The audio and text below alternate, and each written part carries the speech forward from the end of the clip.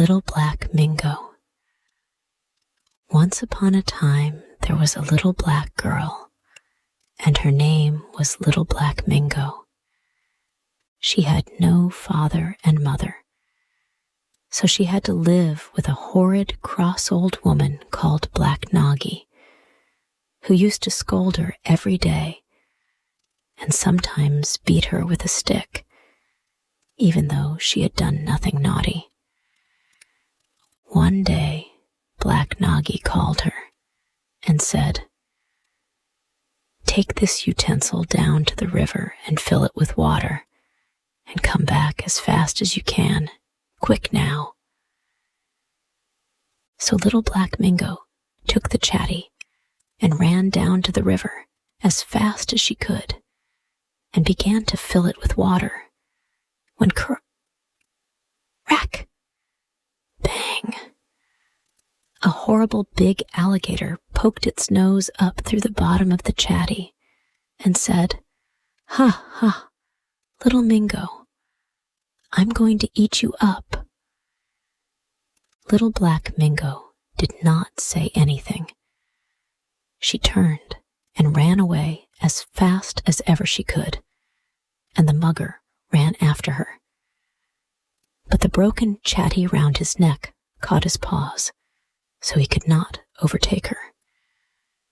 But when she got back to Black Noggy and told her how the mugger had broken the chatty, Black Noggy was fearfully angry.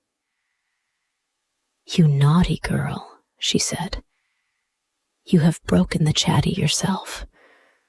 I have a good mind to beat you." And if she had not been in such a hurry for the water, she would have beaten her. Then she went and fetched the great big chatty that the Toby used to boil the clothes in. "Take this," said she, "and mind you don't break it, or I will beat you." "But I can't carry that when it is full of water," said Little Black Mingo. "You must go twice, and bring it half full each time," said Black Noggy. So Little Black Mingo took the Dobie's great big chatty and started again to go to the river. But first, she went to a little bank above the river and peeped up and down to see if she could see the old mugger anywhere.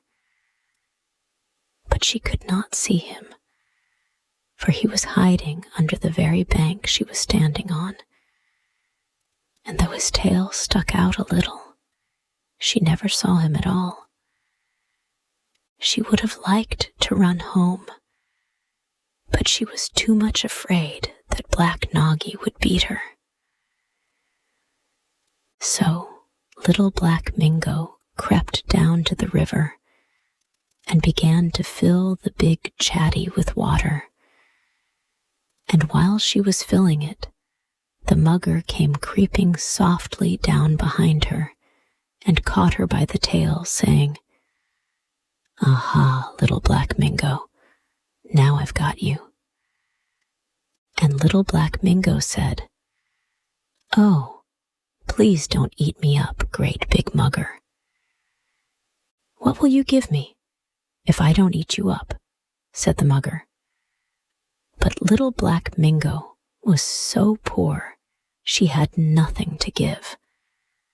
So the mugger caught her in his great cruel mouth and swam away with her to an island in the middle of the river and set her down beside a huge pile of eggs. "Those are my eggs," said he. "Tomorrow, a little mugger will come out of each, and then we will have a great feast, and we will eat you up." Then he waddled off to catch fish for himself, and left Little Black Mingo alone beside the big pile of eggs.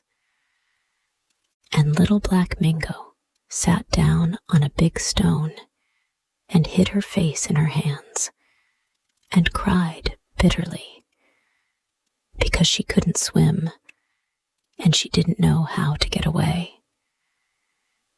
Presently, she heard a queer little squeaky noise that sounded like squeak, squeak, squeak. Oh, little black Mingo, help me, or I shall be drowned. She got up and looked to see what was calling, and she saw a bush coming floating down the river with something wriggling and scrambling about in it. And as it came near, she saw that it was a mongoose that was in the bush. So she waded out as far as she could and caught hold of the bush and pulled it in. And the poor mongoose crawled up her arm onto her shoulder, and she carried him to shore. When they got to shore, the mongoose shook himself, and little black Mingo wrung out her petticoat. And so they both very soon got dry. The mongoose then began to poke about for something to eat, and very soon he found the great big pile of mugger's eggs. "Oh, joy," said he. "What's this?" "Those are mugger's eggs," said little black Mingo. "I'm not afraid of muggers," said the mongoose. And he sat down and began to crack the eggs and eat the little muggers as they came out.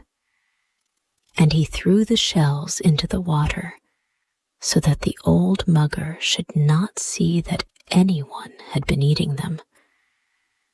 But he was careless, and he left one eggshell on the edge, and he was hungry, and he ate so many that the pile got much smaller. And when the old mugger came back, he saw at once that someone had been meddling with them. So he ran to little black Mingo and said, "How dare you eat my eggs?" "Indeed, indeed I didn't," said little black Mingo. "Then who could it have been?" said the mugger. And he ran back to the eggs as fast as he could. And sure enough, when he got back, he found the mongoose had eaten a whole lot more. Then he said to himself, "I must stay beside my eggs till they are hatched into little muggers, or the mongoose will eat them all." So he curled himself into a ring round the eggs and went to sleep. But while he was asleep, the mongoose came to eat some more of the eggs, and ate as many as he wanted. And when the mugger woke this time, oh, what a rage he was in, for there were only 6 eggs left. He roared so loud that all the little muggers inside the shells gnashed their teeth and tried to roar too. Then he said, "I know what I'll do. I'll fetch little black Mingo's big chatty and cover my eggs with that. Then the mongoose won't be able to get at them." So he swam across to the shore and fetched the Dobie's big chatty and covered the eggs with it. "Now, you wicked little mongoose, come and eat my eggs if you can," said he, and he went off quite proud and happy. By and by the mongoose came back, and he was terribly disappointed when he found the eggs all covered with the big chatty. So he ran off to little black Mingo and asked her to help him, and little black Mingo came and took the big chatty off the eggs, and the mongoose ate them, everyone, "Now," said he, "there will be no little muggers to make a feast for tomorrow." "No," said Little Black Mingo, "but the mugger will eat me all by himself, I am afraid." "No, he won't," said the mongoose, "for we will sail away together in the big chatty before he comes back." So he climbed on to the edge of the chatty, and Little Black Mingo pushed the chatty out into the water, and then she clambered into it and paddled with her 2 hands as hard as she could, and the big chatty just sailed beautifully. So they got across safely, and Little Black Mingo filled the chatty half full of water and took it on her head, and they went up the bank together.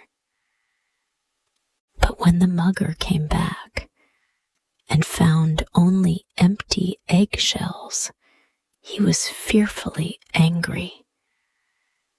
He roared and he raged and he howled and he yelled till the whole island shook, and his tears ran down his cheeks and pattered on the sand like rain. So he started to chase Little Black Mingo and the mongoose, and he swam across the river as fast as ever he could. And when he was halfway across, he saw them landing, and as he landed, they hurried over the first ridge. So he raced after them, but they ran. And just before he caught them, they got into the house and banged the door in his face. Then they shut all the windows, so he could not get in anywhere. "All right," said he, "you will have to come out sometime, and then I will catch you both and eat you up." So he hid behind the back of the house and waited. Now Black Noggy was just coming home from the bazaar with a tin of kerosene on her head and a box of matches in her hand. And when he saw her, the mugger rushed out and gobbled her up, kerosene tin, matches, and all.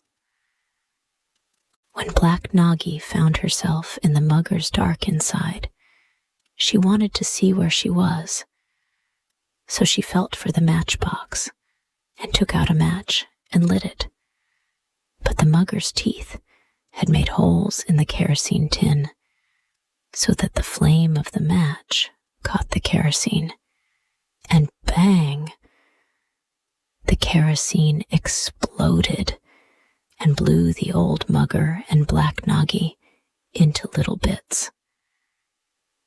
At the fearful noise, Little Black Mingo and the mongoose came running out, and there they found Black Noggy and the old mugger all blown to bits.